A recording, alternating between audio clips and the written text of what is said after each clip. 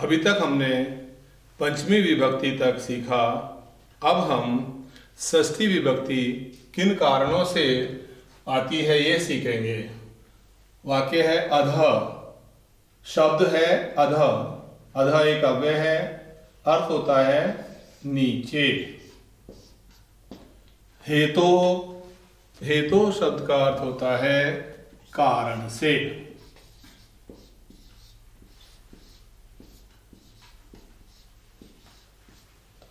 ऊपरी, ऊपर।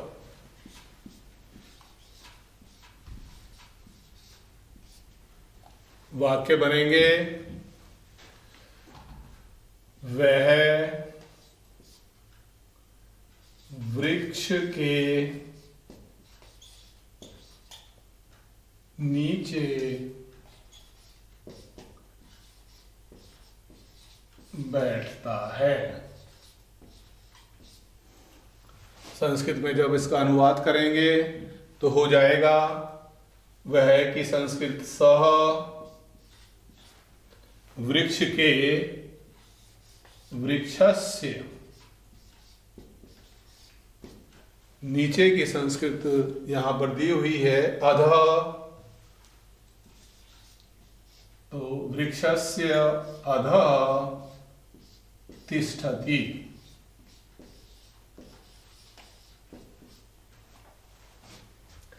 अगला शब्द है हेतो। छात्र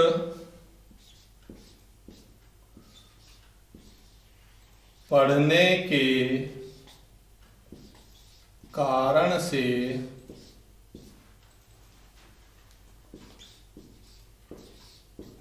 नगर में रहता है।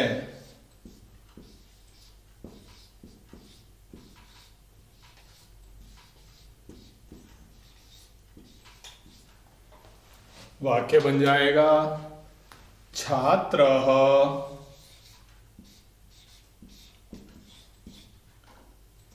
पठनस्य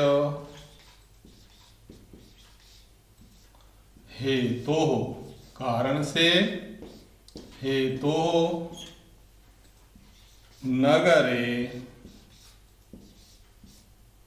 वसति।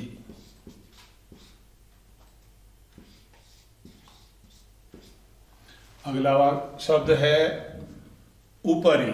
ऊपरी एक अव्यय होता है। पक्षी वृक्ष के ऊपर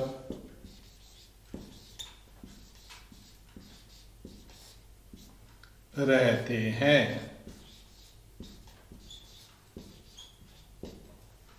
वाक्य इस प्रकार बनेगा खगः, पक्षी की संस्कृत होती है खग। यहाँ बहुत सारे पक्षी हैं, इसलिए प्रथमा विभक्ति बहुवचन खगः खगौ खगाः। वृक्ष के, वृक्षस्य, ऊपर की संस्कृत हो गई ऊपरी, रहते हैं वसंती। प्रथम पुरुष बहुवचन। इस प्रकार षष्ठी विभक्ति में 3 शब्द आए, अधः, हेतो, ऊपरी। अब हम सप्तमी विभक्ति सीखते हैं। अभी तक हमने सीखा किन कारणों से षष्ठी विभक्ति आती है। अब हम सीखते हैं किन कारणों से सप्तमी विभक्ति आती है। पहला है स्नेह धातु। स्नेह का अर्थ होता है स्नेह करना।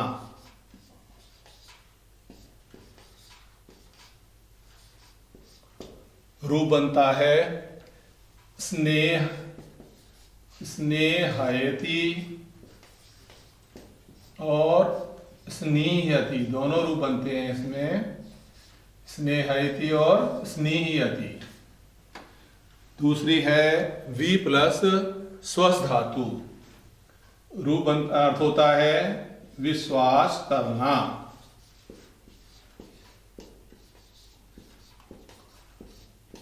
रूप बनेगा विश्वसीति।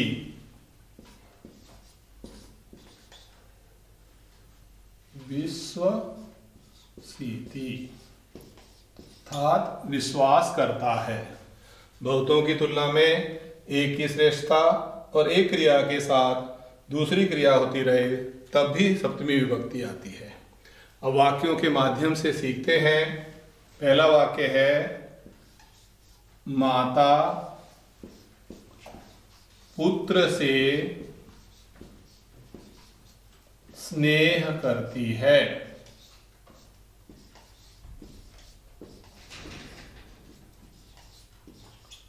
से चिन्ह में आनी चाहिए थी तृतीया या पंचमी, किंतु यहां हम स्नेह धातु का प्रयोग करेंगे इसलिए सप्तमी आ जाएगी। वाक्य बन जाएगा माता, पुत्र का सप्तमी में बनेगा पुत्रे स्नीयति, स्नीयति अथवा स्नेहयति। दूसरा है विश्वसीति, कुमित्र पर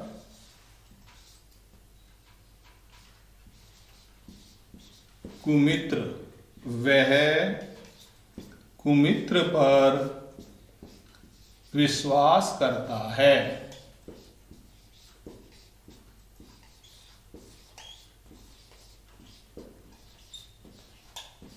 वाक्य हो जाएगा सह कुमित्रे, कुमित्र शब्द का सप्तमी में बन जाएगा कुमित्रे, विश्वास करता है विश्वसीति।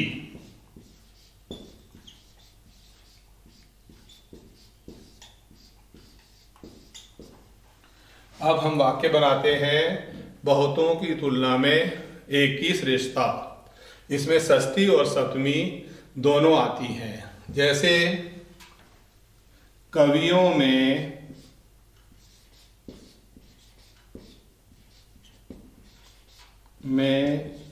कालिदास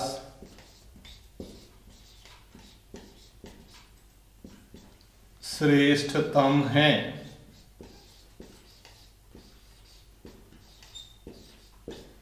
वाक्य बन जाएगा कविनाम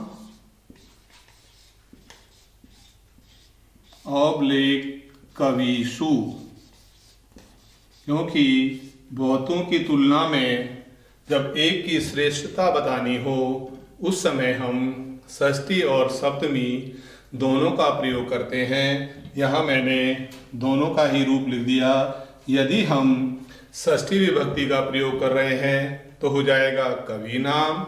अगर हम यहाँ सप्तमी विभक्ति का प्रयोग कर रहे हैं तो कविषु। कालिदासः प्रथमा विभक्ति, कालिदासः श्रेष्ठः अथवा श्रेष्ठतमः। जैसे हमने तरप प्रत्यय का प्रयोग किया था जब दो की तुलना में हम एक की श्रेष्ठता बता रहे थे तो हमने तरप प्रत्यय का प्रयोग किया था। अब हम बहुतों में एक को श्रेष्ठ बता रहे हैं इसलिए तमप प्रत्यय का प्रयोग कर रहे हैं। वाक्य बन गया कविनाम अथवा कविषु कालिदासः श्रेष्ठतमः अस्ति। अगला वाक्य है एक क्रिया के साथ दूसरी क्रिया होती रहे। जैसे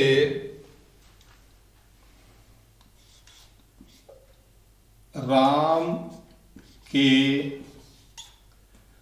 वन जाने पर दशरथ दुखी हुए।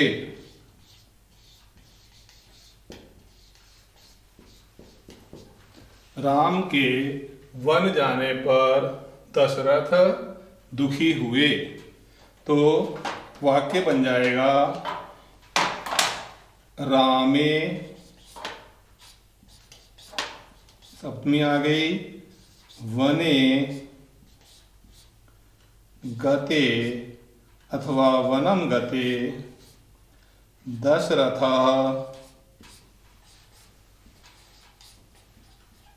दुखी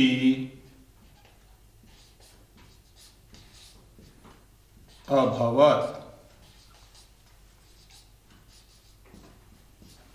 इस प्रकार आज हमने सीखा कि किन किन कारणों से सप्तमी विभक्ति आती है। पहला हमने देखा स्नेह धातु, इसके दो रूप बनते हैं, स्नेहयति और स्नेहयति। वाक्य था माता पुत्र से स्नेह करती है, आनी चाहिए थी पंचमी या तृतीया विभक्ति, किंतु स्नेह धातु का प्रयोग करने के कारण से यहाँ पर पुत्र शब्द में सप्तमी विभक्ति आई। माता पुत्रे स्नेहयति अथवा स्नेहयति।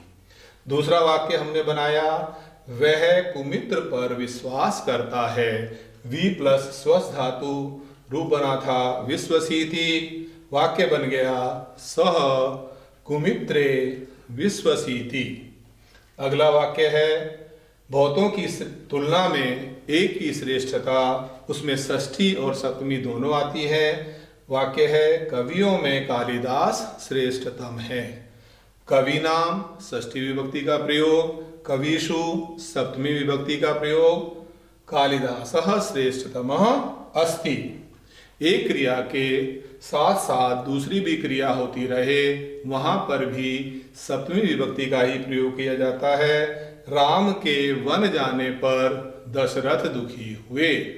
रामे वने गते, राम के आनी चाहिए थी षष्ठी विभक्ति, किंतु क्योंकि एक क्रिया के साथ दूसरी क्रिया हो रही है, यहाँ हमने सप्तमी विभक्ति का प्रयोग किया।